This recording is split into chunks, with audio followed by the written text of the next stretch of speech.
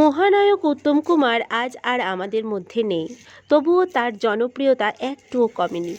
এখনও যদি জিজ্ঞাসা করা হয় বাংলা সিনেমার সব থেকে আলোচিত উজ্জ্বলতম নায়কের নাম কি, উত্তর পাওয়া যাবে মহানায়ক উত্তম কুমার।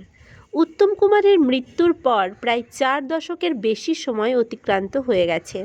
তার ভুবন ভোলানো হাসি বাঙালি এখনও ভুলতে পারেনি। বাংলা ফিল্ম জগতের সর্বাপেক্ষা ব্যক্তিত্ব সম্পন্ন পুরুষ তিনি।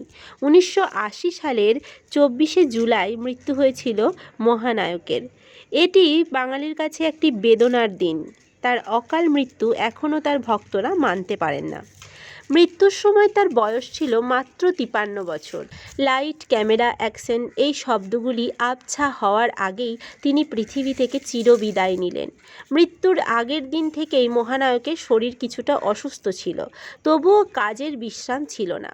তখন ওগো বধূ সুন্দরী সিনেমার শুটিংয়ে ব্যস্ত ছিলেন তিনি বিশ্রাম নিলে প্রযোজকের ক্ষতি হবে, তাই অসুস্থতাকে উপেক্ষা করে তিনি শুটিংয়ে উপস্থিত হয়েছিলেন। আর তখন মানসিকভাবেও তিনি অস্থির ছিলেন। তখন সুপ্রিয়া দেবীও অসুস্থ, তিনি হাসপাতালে ভর্তি ছিলেন। এছাড়া অনেক টাকা দেনা ছিল তার। মৃত্যুর আগের দিন যখন স্টুডিওতে যাচ্ছিলেন তখন দেখেন গাড়িতে তার প্রিয় টেপ রেকর্ডার নাই, সেটা চুরি হয়ে গেছে। গাড়িতে যেতে যেতে গান শোনা ছিল তার পুরাতন অভ্যাস। টেপ রেকর্ডার না পেয়ে খুবই দুঃখ পেয়েছিলেন তিনি। শুটিং সেটেও তিনি কিছুটা আনমনা ছিলেন। এরপর মেকআপ করে শুটিংয়ের জন্য প্রস্তুত হন তিনি।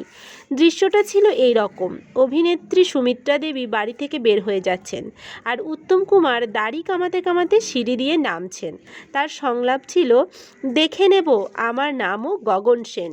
ঠিক এই সময় থেকেই তার বুকে ব্যথা শুরু হয়। যদিও তিনি শুটিং বন্ধ করেননি, তবে এটাই ছিল তার শেষ শট। এই সময় তিনি বুকে হাত রেখে অভিনয় করেছিলেন। শুটিং শেষেও তিনি বিশ্রাম নেননি। সেদিন রাতে এক বন্ধুর বাড়িতে গিয়েছিলেন নিমন্ত্রণ রক্ষা করতে।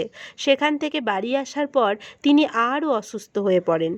তখন তাকে দক্ষিণ কলকাতার এক নামী নার্সিংহোমে ভর্তি করা হয়েছিল, কিন্তু ততক্ষণে যা ক্ষতি হবার তা হয়ে গিয়েছিল।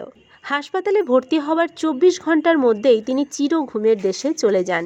পিছনে ফেলে রেখে যান তার অমর কীর্তি। এই ছিল আজকের আলোচনা। ভিডিওটি ভালো লেগে থাকলে অবশ্যই লাইক, কমেন্ট অ্যান্ড শেয়ার করবেন।